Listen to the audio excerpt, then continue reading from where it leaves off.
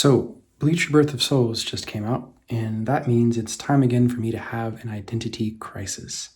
As a traditional fighting game player, not in the traditional sense of I like older games, but in the sense of I will always come back to this genre of video game, I've always enjoyed dabbling in various character archetypes, while usually maining one or two, maybe three characters. So my problem is everything looks great, at least in terms of character diversity, in terms of the unique flavor of each individual character. Maybe not actually the execution, but what they're going for, what's apparent to me, especially after having watched copious amounts of gameplay, because I can, watch things at 2x speed and take in a lot more of other people's gameplay than I can really digest things on my own. How we will endeavor to solve that problem today is by making a tier list. Everyone loves tier lists, right? Everyone is really hype about that. There's a lot of hype dying down about the game, but I am still having a good time. And let's keep that going with everyone's favorite pastime. Here on tiermaker.com, we have our base tier list. You can see the grades go from, traditional American school grading system, D to A, and then the legendary S status, meaning you're better than 100%, I guess. And I figured it'd be fun, or maybe better to start here, as opposed to a more popular one that I've seen floating around, because I'm actually going to adapt a bit of the thinking here for what each level means, and I'm going to be a little bit more literal with my interpretations. You can see here in order of most played to least played that this other tier list starts with main, goes down to will be played often, neutral, I'm assuming that means I feel neutral towards wanting to play them, and then rarely playing and unlikely to play, won't play. And you'll see that I'm going to follow a somewhat similar logic in my categorization, but I just like to give it my own words, my own flavor. And yeah, from the top we have my main, and then we have secondary. That's going to be characters that I play when, maybe I'm just really tired of playing my main. Maybe I've had some really bad matches or a bad day, or maybe I just really don't want to think. Or, actually probably most importantly, I have no problems playing my main, other than the fact that this particular matchup at that moment is very poor for the character that I'm playing. Maybe my main is very rushdown heavy and I'm playing up against a top tier character who happens to be a zoner. That's going to be a secondary. You can call it a secondary, substitute, or pocket pick, what have you, go for it. After that, this tier has potential or needs further study.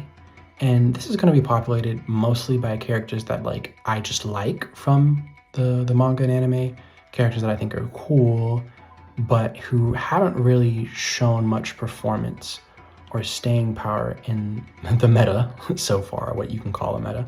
Characters don't really seem like it. They don't have that much going for them yet in the game. And that's why I say that they have potential, and hopefully with further, labbing, people will find new tech for those characters, things that make them more viable, that, extend their combos or give them a lot of damage on counter hits and things like that. The next tier underneath that, fourth tier, is if I'm bored, I guess.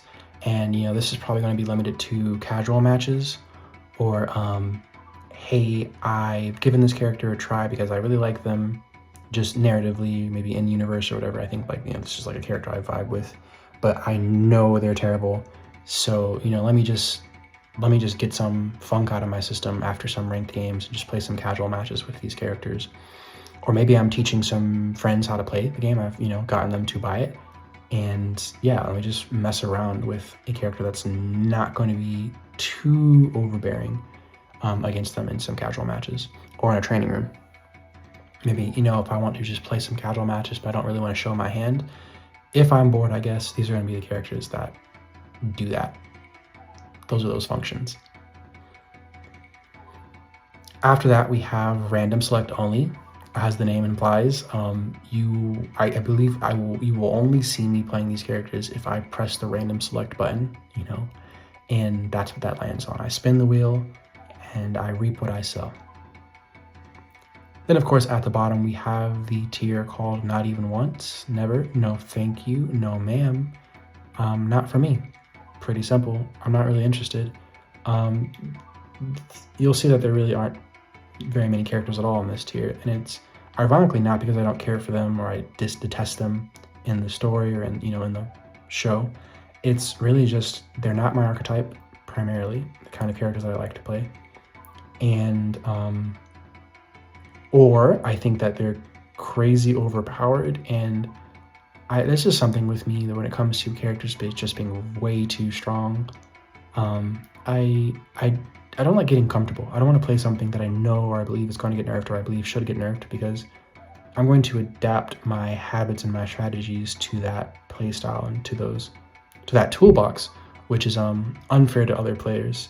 And I think that makes me a worse player overall when the going gets tough. And although, it's kind of good to learn from winning, I think, as much as you learn from losing. You'll see that with these bottom 2, maybe even 3 tiers. I also like to have some degree of viability in my gameplay. And that needs to be that I want to actually feel a challenge when I'm playing a game. So I don't want things to be too easy. But I also just don't want to be bored or overly frustrated, which can lead to boredom for me personally, because things are just way too hard or there's just a moving goalpost of difficulty. The last preface that I'd like to offer before I jump into my first ranking is that I'm actually gonna split this video into multiple tier lists. Actually, thought it'd also just be more fun that way to do a pre-release tier list, meaning characters I think that I'm going to play or characters that I really, really, really want to play before the game launched, versus characters that now that I've really gotten a taste for how the game works and how the game plays and how the characters are balanced, characters that I actually do see myself gravitating more towards now on day 1 and day 2. So this is a bit of an old reaction, but you get 3 tier lists in one video. So here's my tier list for pre-release. This is just my general vibe and sentiment for the characters from what I've seen or what I saw in the trailers only, again, before the game launched. And it's really quite simple. I use the same SABCD format because I just figured that would be easiest, and it's also before I had thought of the other tiers and really added some stratification to it. And with S tier, starting from the top, Ulquiorra is my favorite character. I am very biased towards him, and that's just a universal fact for my existence. I like his fighting style, and a lot of that has to do with his personality. I like how tied his fighting style is to his personality in terms of his in-game representation from, again, what I saw in the trailers. And that relates very closely to Grimmjow here in second place, because I love how they've translated Grimmjow's personality to his moveset. I like the Berserker wild style, not necessarily in terms of my favorite character archetypes to play in fighting games, but in terms of, again, how they translated it here with him moving very animalistically and almost exaggeratedly, but still fast and aggressively. Coming in third is Ichimaru Gin, the Silver Fox. Also one of my favorite characters. I'd actually put him over Grimmjow, somewhere between Ulquiorra and my second favorite character. But ironically, I would vote Ichimaru, I vote Gin as having my favorite probably ability, Zanpakuto ability overall in the whole series. Specifically ability for Zanpakuto, not Shikai or Bankai, just when you bundle them together. I just think it's really cool. It's really simple, but has lots of applications. And I think that his Bankai ability is insane. And I really, really wish, this is post-launch thoughts here, I really, really wish they would have represented his Bankai's hidden ability somewhere in his moveset. Moving on to A tier, we have Shunsui. Wow, I almost forgot this dude's name. Hisagi and Stark. So if Gin has my favorite Zanpakuto, Shunsui has my favorite Bankai. I don't think that's a very controversial take, that Shunsui has a really cool Bankai. I like that it's abstract and not necessarily entirely physical. It kind of plays with perception. It seems keto based, but it also seems illusory in its nature. And I think that's really unique, especially for a top tier, high powered character. The only person that we see who kind of plays with those notions of power in that he operates in conceptualism more so than finite constructs is Aizen. After him, second place for this A tier, we have Hisagi. Hisagi just has a cool looking Zanpakuto. I like scythes. That is a running theme for me in my existence. I like scythes. That's pretty much it. I really liked his Zanpakuto Spirits design in the Rebellion arc, anime only. His scythe is a cool dude, and spoilers for light novels, I like what we learned about his actual scythe's abilities and his Bankai, even if though it's a non-combat thing. Maybe I should edit that out. But anyway, lastly in A tier, we have Stark, and this will be the last one that I talk about in this pre-release tier specifically. Stark is up there for not necessarily like a favorite character per se, although I do very, very much empathize with his backstory and his motivations and things like that. He's just a chill dude, just a chill guy. And I think he'd be really cool to be friends with. He's cool. His fight with Shunsui is very well choreographed. Maybe not necessarily like in terms of like the best animation in the show, but I mean just like the overall plot and narrative of the fight is just fun. It's just a fun time. It's just two strong dudes getting a feel for how each other functions and what each other can do, and then steadily amping up or steadily increasing the ante. And it's just what I think a lot of good shonen fights could be if they were, if they were more drawn out and more sophisticated with their choreography. So Stark gets a big plus for me. Also because he's kind of like, I thought it was really interesting how they translated him to be a zoner that shifts closer range the stronger that he gets. That's really neat. And Stark kind of has one of my favorite like general abilities in fantasy and fiction, in that he can he just makes things explode with his wolves. I don't know why, like it's just really cool to me. Like being able to turn things into bombs is really cool. Those of you who are old enough might remember in the Naruto Ultimate Ninja games for PS1, or not PS1, PS2, Itachi had this one jutsu attack called Clone Explosion or Super Clone Explosion, and he would literally just summon a shadow clone that would walk towards you, and if it reached you or if you ran into it, it would just explode and do damage. And I don't know why, I thought that was the coolest thing in the world to spam. I would play Itachi even though he was overpowered. I'd play him just to try to spam that and develop tactics around it, as opposed to doing, the more viable things of just going ham and using his, overpowered buttons and frame data. Not that I was playing Ultimate Ninja seriously then where I was actually considering frame data. I'm just saying I had my one reason, and that clone explosion jutsu was it. So Stark does that for me. Below A tier, we just have a mix of either I think this character is cool in the actual story. Really, for B tier specifically, I think the character is cool. Not Noitora. I hate Noitora, but I love scythes, so duality of man right there. I think the character is cool, or I like their fighting style mainly. Again, I'm fundamentalist fighting game player.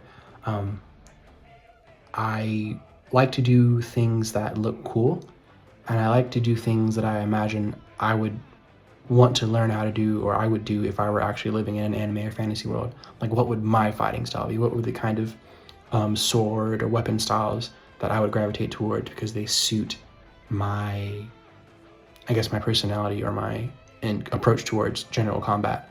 And so scythe wielding is one of those things, although I guess more practically it would be axe wielding, but axes are too heavy. Scythes to me are much more life and nimble. But enough about Noitora, because I really do hate him.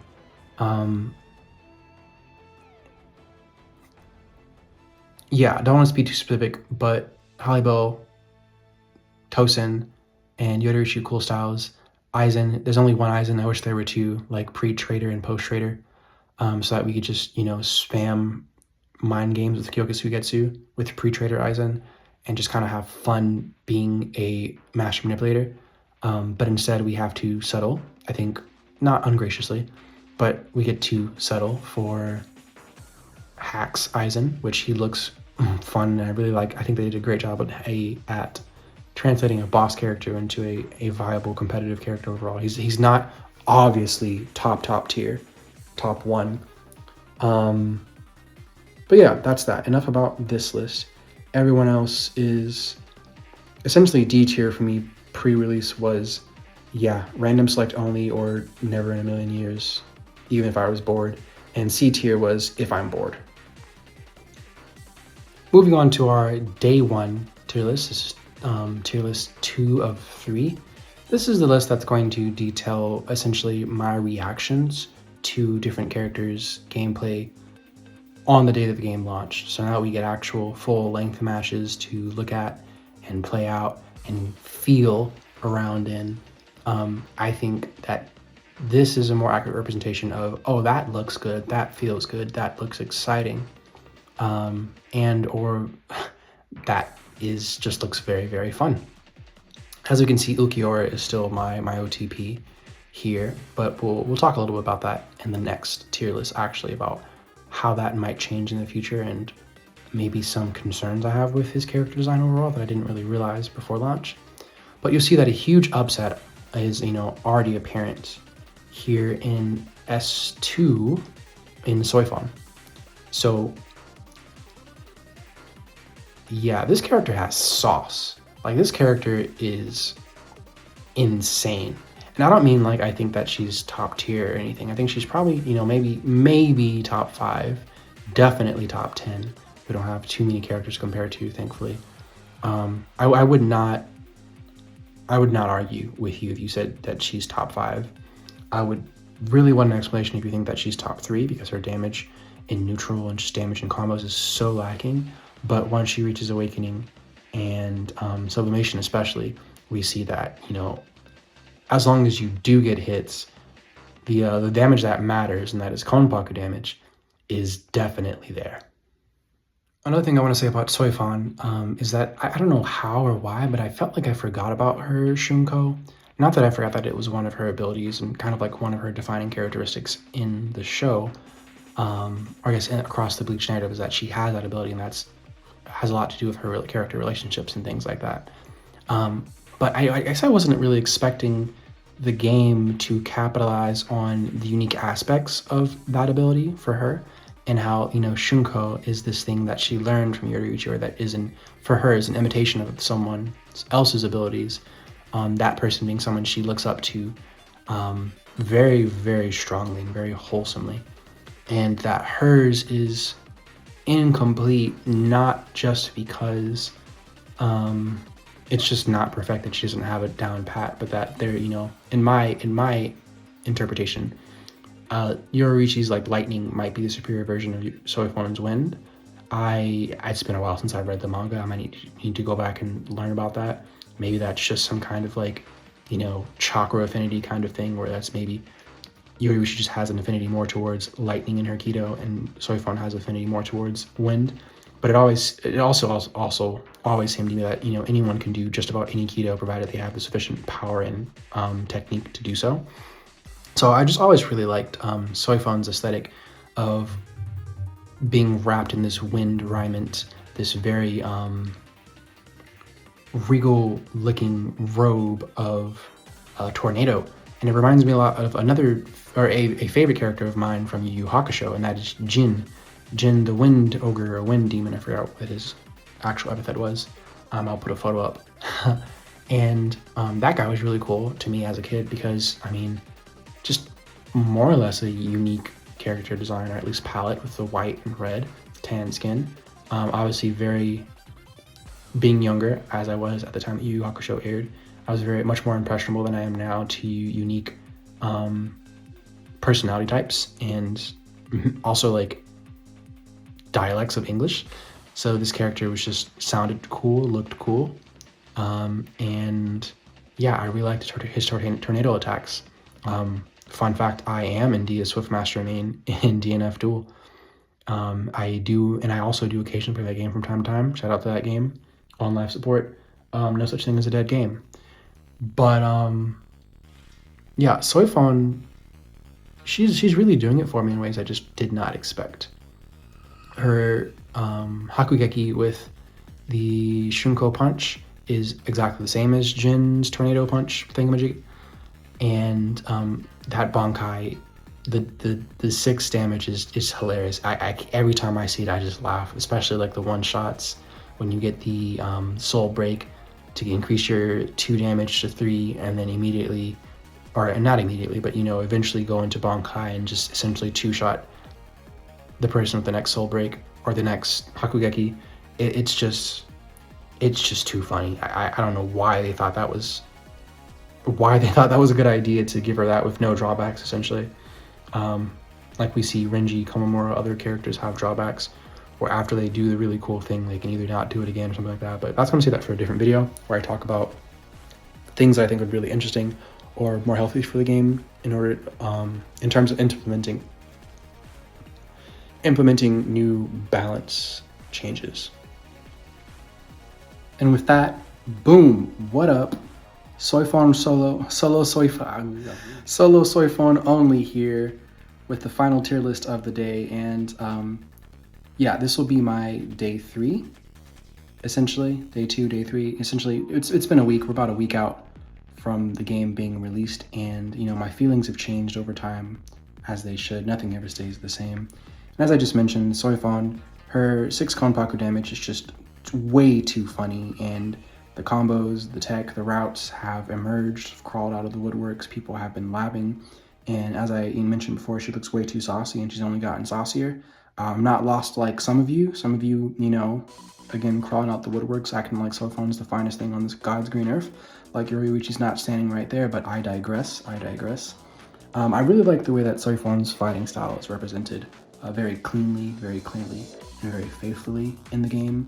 It's very well choreographed, both in terms of like light and heavy button combos, and again, just faithful to her identity within the actual Bleach canon.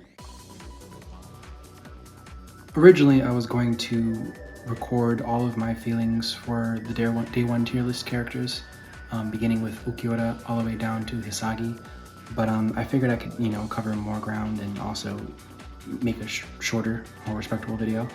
With just finishing up, tying up my thoughts at the last tier list here. And so the point here is now, after the dust has settled, people have played things through and through, and we get to see what the extent of characters, maybe not tech and combo routes fully, because that will always evolve and change over time, but initial gameplay strategies and maybe just the limitations of development time in terms of what characters can do and what they can't do, more importantly. And yeah, I just figured that I figured that my feelings would not change as much as they did, and so I'm really happy to go into details about why that is now. And so jumping right back into it, although you see that Soifon and Ukiura's positions here have switched, that was essentially my impressions at the time of my initial recording, when I first started recording and writing for this video. I made the tier list first and then kind of wrote out my script for this. And I had wrote at the time that I imagine that Ukiura probably does have spiritual pressure to move activation combo cancel tech, similar to what I thought Bankai Ichigo did, and it turns out he does. But at the time, again, this is literally the day after, essentially 24 hours of me watching video footage of gameplay after the game launched.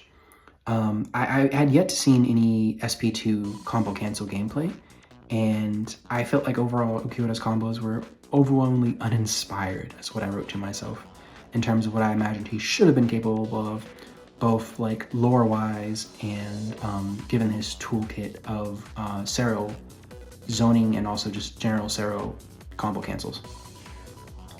What I saw a lot for day one was people just committing Sudoku with Sero spam outside of combos, and then also just kind of not realizing how much of health investment Sero spam is in combos, And although I was seeing some cool things with reverse gauge activation into meter build and zero cancels, it ended up being a lot of, hey, you're just doing the same damage to yourself as you're doing to the enemy, which can be really funny for highlight reels, but very sad when you're watching your favorite, watching people play your favorite character and totally suck at it, or not achieve anything meaningful, or at the very least, victory.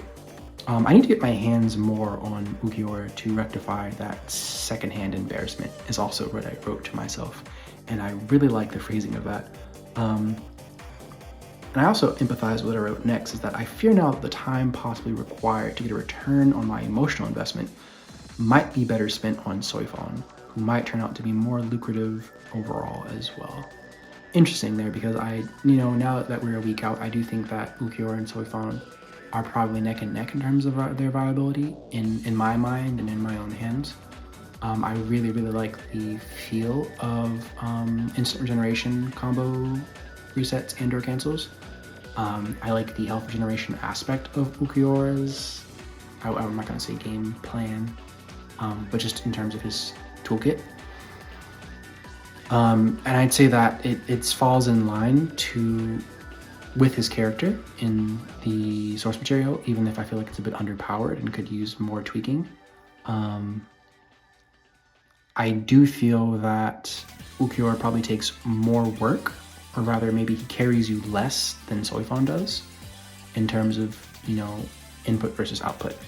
So again, right now, Soifon's number one on this list in terms of, reading left to right, but they're about equal, with Soifon maybe edging it out just a little bit in terms of, turn your brain off and press buttons.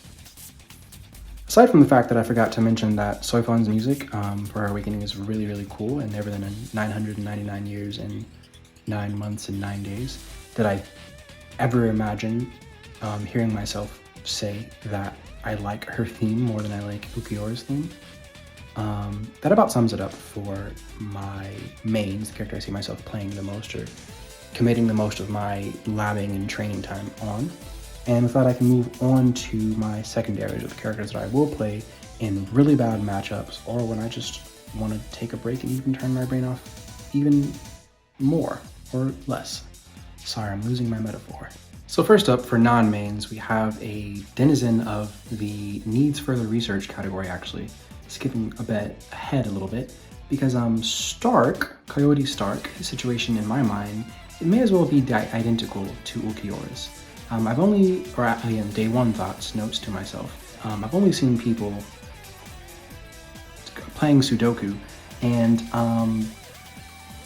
after Awakening, and I've yet to encounter any intentional looking maneuvers, or in other words, worthwhile sauce game plans, yada yada yada, for the asking price of deleting your own health bar, and much more literal ways than Ukiora, or I guess much more consequential ways than Ukiora.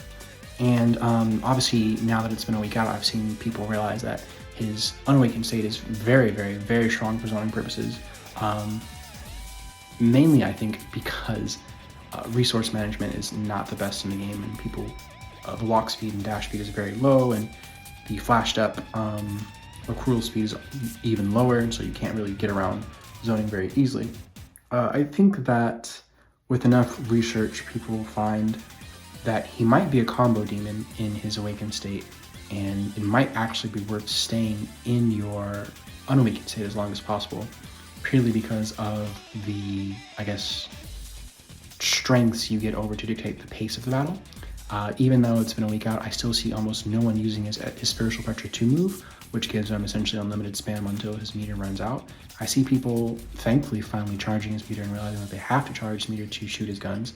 And they'll even charge all the way up to maximum, to 150 SP gauge, but they won't use SP2. So I'm seeing that people are allergic to it, and it drives me insane. So I'm really sad about that, but hopefully Tamsoft and I'm forgetting the name of the other developer, hopefully they make some tweaks to, frankly, just how much he bleeds out in Awakened State, because it seems like there's a really strange inversion of his power level there, where what he has to give up, or what he gives up for strength, is just not worth the actual amount of strength that he gets in Awakening State. Perfect example of that, he has to give up one Konpaku to do 5 damage, and once he's at, I think, 2 or 1, he can't do that anymore. So it's like he's might as well be a 4 Konpaku damage character at max, especially because his attacks at that point use up 1 Konpaku. Again, if you're not using SP2, which most people aren't, but then again, meter gain is not the best in the game. It's not the best right now in terms of balancing. So sometimes it is much better to not wait until you build up the meter to get the free wolf stocks. So yeah, a bit of a catch-22 situation there with Stark that hopefully gets rebalanced with one of the first patches. Back in order, first in the list of secondaries we have Aizen. And man, chef's kiss, Aizen was just made so well, with so much attention, ingenuity, attention to detail, and I feel love was put into his in-game translation. I've had so much fun witnessing not just my own, but like multiple viable playstyles develop with the character already by literally day 3, is what I wrote to myself. This would have been last Sunday. By viable here, I mean successful. Like he's successful and you have a game plan that you intend to execute for the purpose of winning a round, winning a match, and you actually do it. And there seems to be defensive Aizen, there seems to be rushdown Aizen as soon as you hit Chrysalis stage. There seems to be, I guess, like build up your meter and spam projectile Aizen, which is kind of defensive but leans more into his zoner capabilities. And I think that he's just really fun. I really wish there were 2 Aizens, one pre-Hogyoku and one post, so that if I could wanted to play around with Kyoka Suigetsu, and just mind game my opponent all day long, that sounds really fun. That sounds even more up my alley than what we got. But I think he's done very faithfully and he's very fun. So that's what gets him a number 2 spot on, I guess, a number 3 spot on my list. Second tier number 1 spot. Next up we have Shunsui, and although, future editing self is a week out from the start of this video, I feel like my feelings have changed. I wrote to myself that I love mind games and dual wielding. The inclusion of Aizen's Kyoka Suigetsu as an option for mind gaming your opponent, just something to play around with to add a layer of strategy in your moment-to-moment gameplay, is why Aizen gets the double number 1 spot for my secondary list. It's really similar to Shunsui, or there's a very similar reason there, is that, he revolves around literally another dimension or axis of gaming your opponent, another meta to the game. I also just love dual wielders in fantasy. Dual wielding in swords is really cool, especially when they're non-traditional swords, like not just 2 basic katanas or 2 basic short swords. And Shunsui is in my top 5 fave characters in Bleach, generally speaking. He actually has my favorite Bankai, and I'll speak more about this when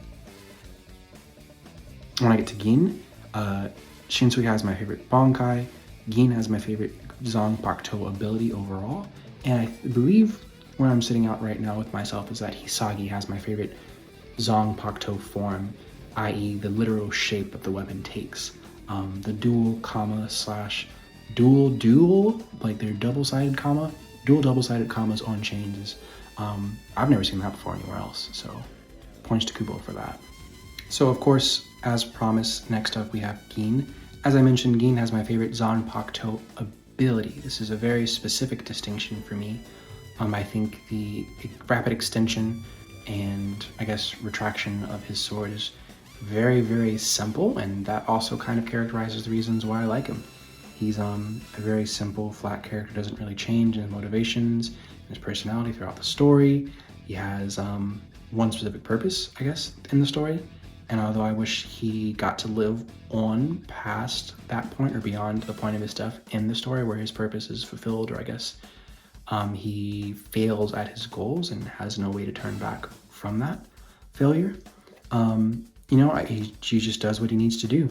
And right along with that, his Reiatsu is my favorite color, and it's really similar to his Captain's Howdy, mint green aquamarine, just adding to the cool factor for him.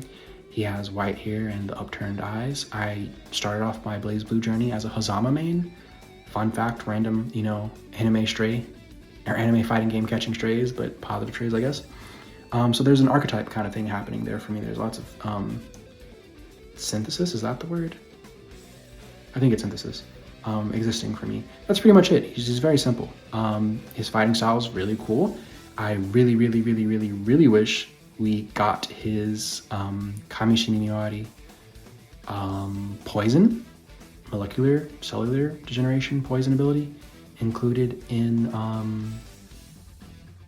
his Konpaku, his kill moves. But I'm not really sure how they would have had to have changed his game plan, his playing style, or his Konpaku values in order to represent that very faithfully or clearly. Like, for instance, would you make that a 5? Would you give it to him as a reawakening? Would you make it a 6? Like a one-time thing, similar, I guess Soifon's not a one-time thing. Would you make it so that he uses it and it does however much damage a Konpaku move should do at that time, but then maybe after that he puts the opponent on a timer so that once a certain amount of time has passed, the game is automatically over and he gets a automatic win. Actually, that's not a bad idea. Maybe have it be like 60 seconds, or I don't know, maybe have it be less time depending on how much health they have left, or maybe it makes it so that after he uses the move on you, you just rapidly drain health. That suggests poison, I think. That could be a way to translate poison through gameplay. Coming up with ideas as I'm speaking about this, and I think they would only make him an even cooler and more compelling character for me.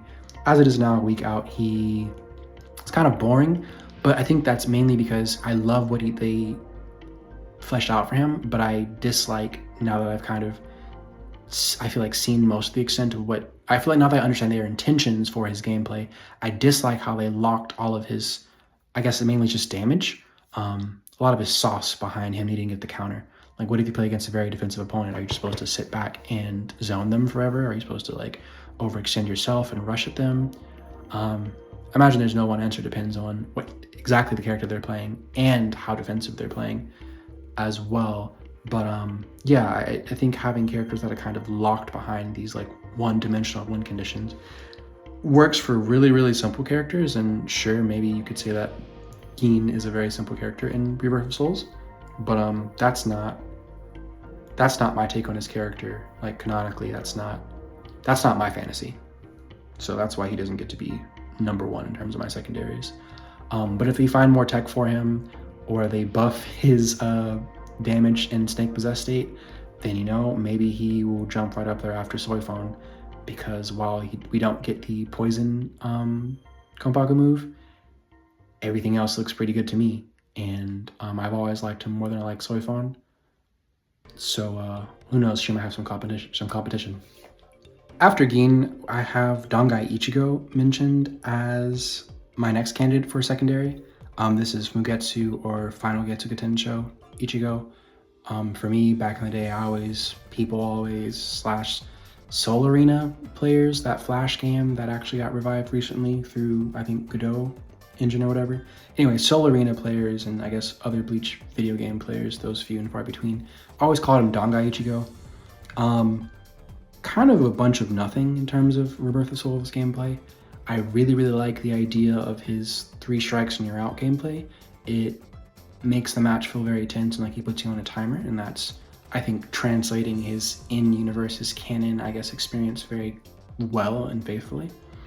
I wish there was just more to do with him outside of getting those Konpaku moves.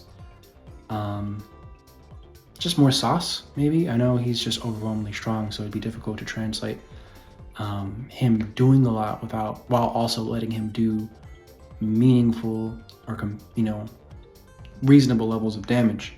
You don't want him hitting like Soifon, but then you also don't want him hitting like Komamura in Awakening in his base form, which would be closer to what he does, to what he should be able to do in terms of actual gameplay now. But what I wrote down is that he has immaculate drip. That is true. That is still true a week out. He has one of my favorite designs in terms of just Shinigami, I guess, designs. He is my 3rd favorite Ryatsu color, right there behind Gin's, not right behind, but Gin's mint is up there, then Aizen's lavender, and then Ichigo Mugetsu's, I guess, like indigo violet. Those are my top 3 favorite colors. And he has a face slam. I love face slam. Was not a Beerus player in DBFZ, but I were to design my favorite character for any fighting game ever, my ultimate character, they would definitely have to have a face slam somewhere in their kit. Maybe something like Vegeta's Blue Vegeta's, Blue Super Saiyan's God, sorry, SSB Vegeta's from TBFC, more so than Beerus, but maybe both. Both is good too. And that's really it for Dangai Ichigo. Truthfully, a week out now, future editor me, yeah, he's not really up there. Yeah, I think he's really strong. I think he deserves to be someone's. I think he's the kind of character that if this game gets to live long enough to be competitive and to exist in tournaments and get money put behind it in terms of Bandai Namco and things like that, he's the kind of character that everyone should know how to play, probably, just because he has a very clear and guaranteed win condition, provided a player can survive long enough and a game can go on long enough. But I think that there's a chance that might get changed in the future as well, or that he might just be banned from tournaments.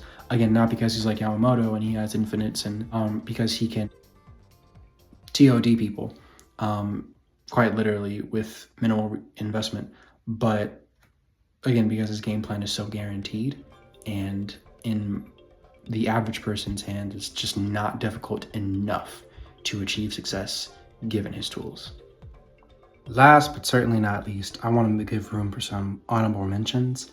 And for me today, that'll be Tosin and Hisagi. Tosin, I imagine that if they make adjustments to the overall game systems and mechanics, the way that most people seem to want them to, and that is to make movement overall faster and to make movement options charge quicker as well, I imagine that Tosin might be kind of a monster in Bankai, especially maybe in online play, where the connection can be kind of a problem. I think that even with the implementation of potential future rollback netcode, that he can just fake you out in lots of ways that might be really interesting. I like counter-based characters, or at least characters that have counters in their kits as options to play around for, again, mind gaming the opponent, making the opponent have more mental stack in terms of what is this person going to do, what options are they going to represent next or not. And I really like the way that they fashioned Tosin as a character inside of that headspace. I'm also of the opinion that I would like to have Tosin as a separate character for pre and post trader. So far we have his moveset representing only, I guess, Soul Society Tosin and no Resurrection Tosin, no Holified Tosin. I think his Holification moveset, or I guess like feats and show performance, is really a really cool part of his character, about how quickly he adapts and changes to meet the situation, and to also, I guess, further his goals, or to pursue his goals, ambitions, I'm not sure what to refer to them, but his ideals of justice. So I think that, he seems to be intended to be a very speedy movement-based characters, and any buff to the systems in the game, i.e. buffs to overall movement and movement speeds for all characters, would be a huge buff to him for that. Aside from that, we have Hisagi. I mentioned Hisagi's really cool. I think he deserves better. Kind of a ticking time bomb character playstyle. Not too big on that. I think it takes too long for him to wind up, and I think that maybe some of his weaknesses are a bit too strong. I think I understand the intention that that's meant to counterbalance or circumvent his supposedly high strength when his fear gauge is maxed out. But again, with the way that everything's balanced overall, with not being able to move around very much, you can't get sweet spots on his attacks very easily unless you're willing to make risky decisions with your movement, or to use lots of flash step gauge. And I think that the damage itself doesn't ramp up quickly enough either, or at least maybe smoothly enough. But I definitely need to play more to get a better feel for that, because I think I also just think that having to rely on surviving until you reach sublimation to start having competitive damage for higher tier characters, and then spirit drive to really be a threat, is asking too much. Even though the game has plenty of comeback mechanics and gives lots of room for characters to stall out the game, ironically, because of the lack of better movement options or more frequent movement options, I think it's just not enough. And Hisagi's the kind of character, he just deserves better all around. He's clowned on, dogged on a lot in the show, by the author, in the novels, and take that as you will. If you like him, then I imagine you're with me, but if not, then that's fine too. I just think he's unique and he deserves to shine. So cheers for that. Hopefully in the future with buffs, adjustments, something in between. Buff everyone, frankly. Make everyone even more unique. go play BlazBlue. That is the most unique fighting game I've ever played. But also, yeah, I think this game has a really good foundation, and I'm looking forward to seeing more of what Tamsoft and Bandai are willing to take chances on with this game's future. With that being said, let's get right into it. Subscribe, we put out videos every day. Bonus points if you recognize that. That's the end of my video today. See ya.